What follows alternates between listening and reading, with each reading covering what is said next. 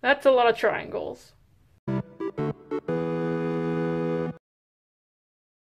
Hello and welcome to the channel, where I turn video games into glass. I was on a bit of a time crunch with this one, but I made this for a contest. This is something of my own design, from Control, though someone on Reddit did give me the idea. Skip to this part of the video if you don't want to hear what this is, as it is kind of a spoiler if you haven't played the game yet. This is Hedron, surrounded by the Hiss, from Control. I use regular scissors to cut up to the paper pattern outline.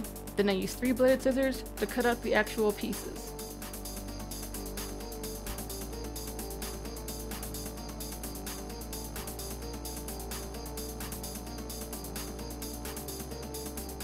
For the triangles, I have this white glass that has a very subtle texture on it.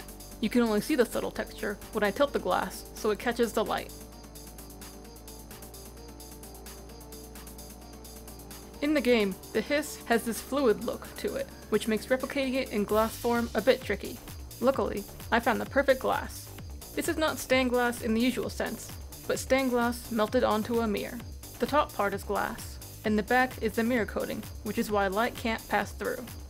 I've never cut mirror before, but I was told when scoring the glass to break it, score on the coating side to make sure the glass breaks all the way through. Because if scored on the glass part, when it breaks, it may not break all the way through because of the coating. Though for this, I'm not using a glass cutter since I need to cut out a large chunk, and doing it by hand isn't going to be easy. The plan is to make both Hiss pieces 5.5 by 5.5 inches, and I've already marked how much glass I need to remove. I glue the pattern onto the pieces of glass using Elmer's glue. This red mirror glass is part of the MLW Vivid Mirror series, and it comes in ruby, emerald, sapphire, amethyst, gold, and silver, along with several other variants. What's cool about these is that no two pieces are exactly alike, which could be said about all glass, but especially for glass that has a pattern to it. That's a lot of triangles. I use a ring saw to cut the complicated or oddly shaped pieces that would be difficult or impossible to do by hand. I need to be careful when using the ring saw, grinder, and X-Acto knife on the mirror glass. The coating is sort of easy to scratch, because I did scratch some of it off during the whole process. I made this for the Create with Control contest the developer, Remedy Entertainment, and publisher, 505 Games, held in late October to early November of this year. I had always planned to make something from Control, but couldn't find anything in-game that was iconic enough and actually possible. There was no way I was doing the FBC logo, because those details are too small to be made in glass, at least at the scale I make things. I've played the base game and both DLCs. The story is fantastic, though some of the pacing is a little bit jarring. The controls are good, the music is great, and the highlight for me is the Ashtray Maze. Easily the best part of the base game. I love the color scheme of the Foundation DLC, and the antagonist of the AWE expansion was freaking terrifying. I won't spoil it, but if you've played the game, you know what I'm talking about.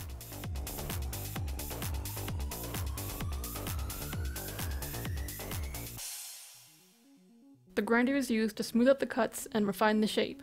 I have a habit of leaving a little more glass on the edges than I should. It's mostly because I want a little more wiggle room when grinding.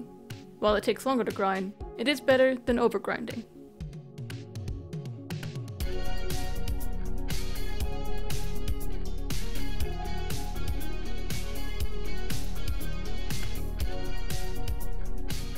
Once I am happy with how the pieces fit, I wash off the paper and glue with water and dish soap.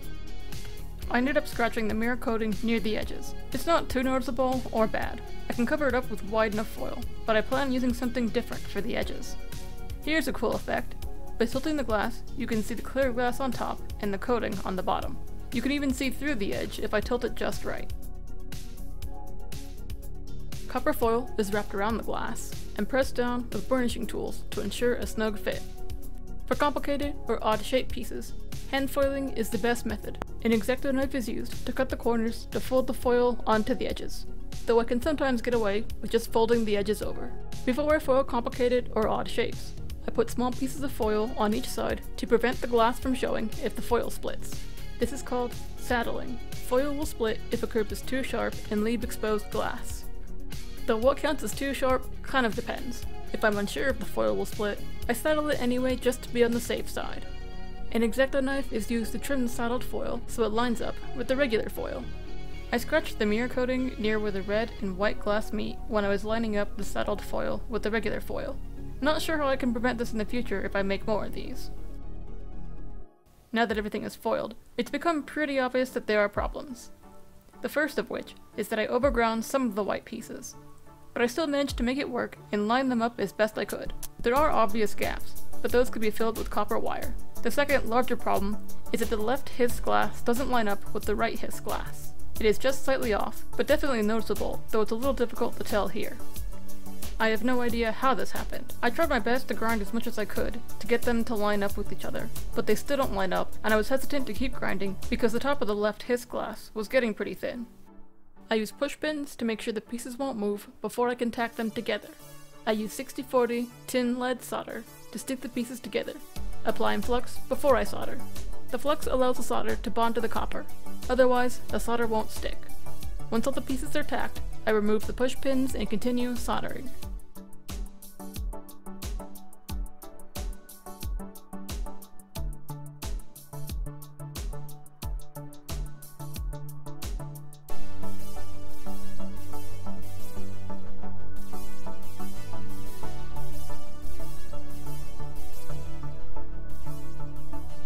Here's a better view. Now it should be more obvious that the left Hiss is larger than the right Hiss. But I have a plan. I will be using zinc cane around the entire border of this. Zinc cane is a first for this channel. I've used it a little bit in other projects, but not very much.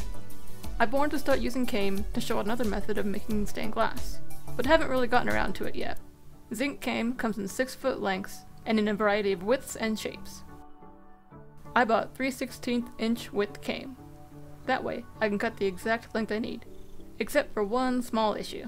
I didn't have the right cutting pliers I needed for this, and I didn't have time to go buy some, because I was working on this at night, and the deadline for the contest was fast approaching. Instead, I used a Dremel to cut the cane to the length I need. I'm not showing it because I don't exactly recommend this. I did use safety glasses and gloves, but I felt really uncomfortable doing this. It's much simpler to use the right cutting pliers. I will show the correct way to cut zinc cane in a future video. Now that I've measured and cut the exact length of cane I need, I can finish the soldering. I solder the top and bottom points where the white glass meets the cane. The length didn't turn out as nice as I would have liked, but I think that's because I'm not used to soldering on zinc.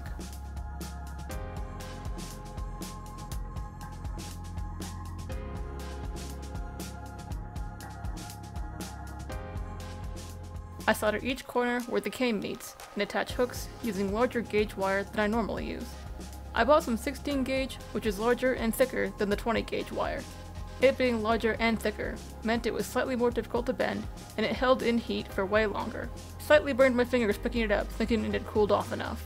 For attaching the hooks to the cane, I attached them to the sides of the vertical edges rather than the horizontal edge.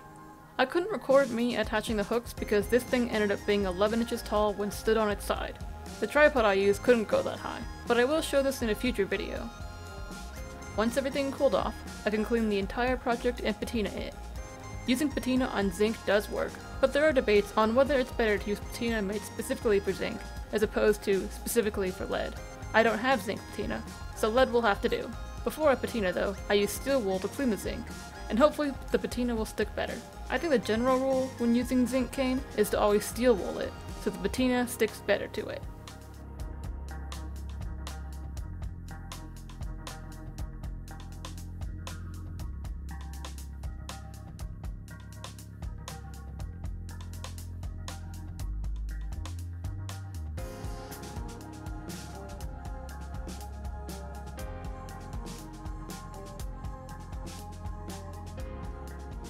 The excess patina is rinsed off with water.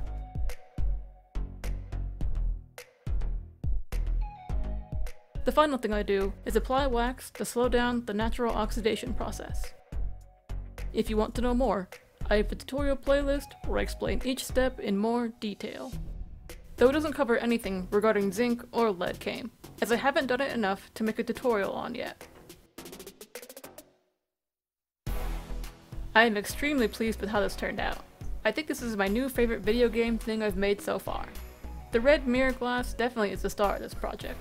The zinc cane is also a really nice touch, and I look forward to using it more in future videos. The difference between the lead and zinc is obvious with the lead patina. The zinc didn't get as dark as the lead did. That's okay. I think the difference is actually cool. I won't be upset if I don't win the contest, but I'd be happy if I won. Either way, I've got a really nice piece of art. The one change I'd make if I made more of these is to change the position of the white glass. Just rotate it so the bottom and top are flat, so the mirror glass doesn't have so much of an overhang, which I think played a factor in why the pieces didn't line up when I made this one. Like, share, comment and subscribe if you enjoyed this video. Let me know what you would like to see me make down in the comments. Thanks for watching, and I'll see you all through the next pane.